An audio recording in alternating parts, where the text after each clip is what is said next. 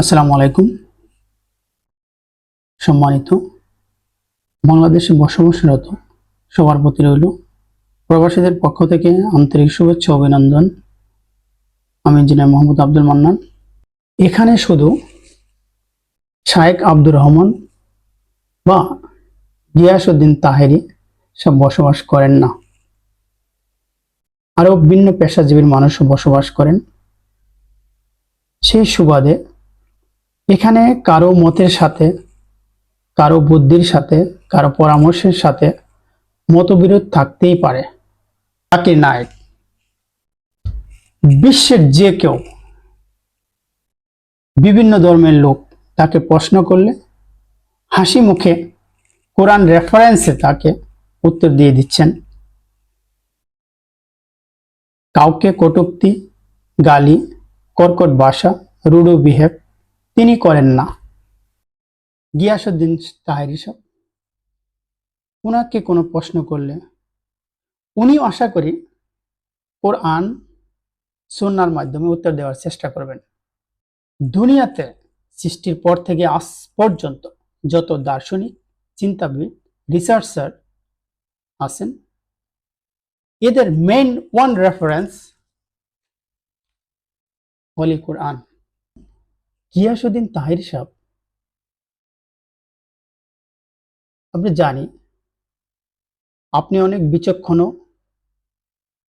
বুদ্ধিমত্তার দিক থেকে দার্শনিক, চিন্তাবিদ, কোরআন রিসার্চার, আপনি একজন আলেম মানুষ। আপনার কাছে মেইন রেফারেন্স হলি কোরআন আছে, বাস। দুনিয়াতে এর উপরে আর কোনো ধর্মগ্রন্থ নেই।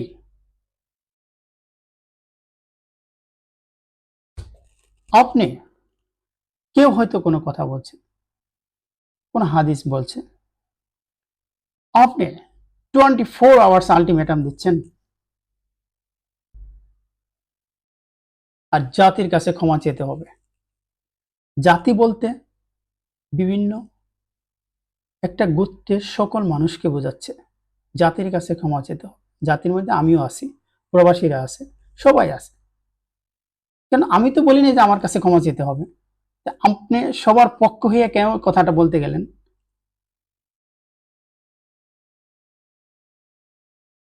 এই রেফারেন্সটা আপনি কোরআনের কোথাও পেয়েছেন?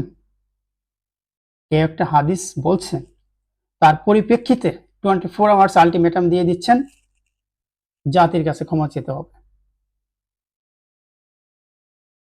আর যখনই দেখছি কোনো স্টেজে আসেন, আপনি স্পিচ, আপনি বক্তব্য দিচ্ছেন, আপনি কথা বলছেন, বয়ান করছেন, ওকে, কাউকে জুতা দিয়ে পিটাবেন, কারো বাড়িঘর জ্বালিয়ে দিবেন, আমি অস্ত্র জমা দিয়েছি, ট্রেনিং জমা দিইনি,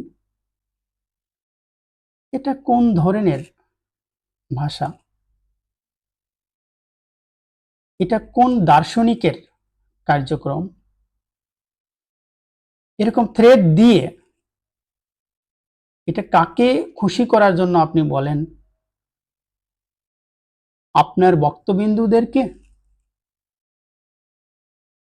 আপনার শ্রোতাদেরকে, অথবা আপনি নিজে মনে শান্তি পান সেই জন্য?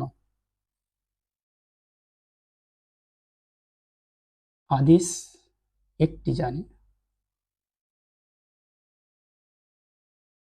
ভেস্তবাসী মুখে কখনো খারাপ ভাষা আসতে পারে না। যখন আপনি বলছেন ভিডিওটা কে আপলোড করেছো, আগামীকাল তার বাড়িতে গিয়ে আমি আগুন ধরিয়ে দিব, ওকে, হয়তো সে ভুল করেছে, তাকে কোরআনের মাধ্যমে, কোরআন থেকে দুইটা কথা বলেন, তাকে সান্ত্বনা দেন, সে ঠিক হয়ে যাবে। যখনই একজনকে আপনি থ্রেট দিচ্ছেন, আগামীকাল তার বাড়িতে গিয়ে আগুন ধরিয়ে দিবেন, জ্বালিয়ে দিবেন। কিন্তু ওই ব্যক্তির যদি কোনো শত্রু থাকে, সত্যি সত্যি যদি আগুনটা ধরিয়ে দিত কিংবা তাকে শারীরিকভাবে নির্যাতন করত, কিন্তু আরো অঘটন তার ব্যক্তিগত ঘটাতে পারত, দোষটা কার হতো? আপনার। আপনি মিডিয়াতে এসে বলেছেন।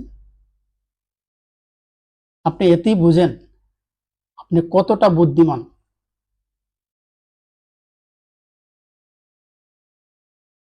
আপনি কতটা দার্শনিক চিন্তাবিদ, কোরআন রিসার্চার। তাকে 24 আওয়ার্স আলটিমেটাম দিচ্ছেন। এই কোরআনের কোন জায়গায় আছে কেউ একটা হাদিস বললে, কেউ একটা কোনো কথা বললে, যুক্তি দিলে তাকে 24 আওয়ার্স আলটিমেটাম দিতে হবে? সেও মুসলিম, সে কথা বলেছে কোরআনের রেফারেন্সে। আপনি যখন কথা বলেন, হয়তো আপনিও রেফারেন্সে কথা বলেন, আপনি ওপেন ডিসকাশনে আসেন, আমরা বিষয়টা জানি, ভিডিও কনফারেন্সের মাধ্যমে বসেন, that's it, it's the finish. কিসের আলটিমেটাম? আপনি যেখানে বসবাস